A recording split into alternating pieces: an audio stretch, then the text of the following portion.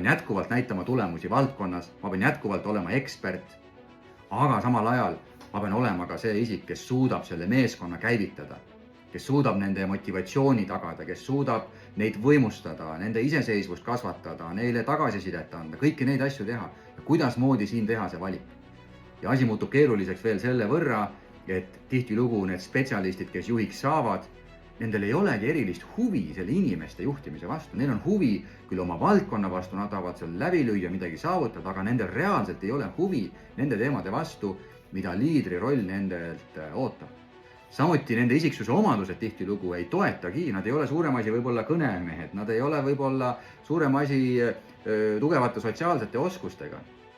Ja selle tulemuseks ongi see, et tegelikult seda tööd, mida nad tegid spetsialistidena, seda jätkuvalt nad nimetavad selleks päris tööks, ehk siis selleks päris oluliseks asjaks ja kõik see, mis puudutab inimestega tegelemist, see hakkab kujunema vaikselt selliseks nagu kohustuseks.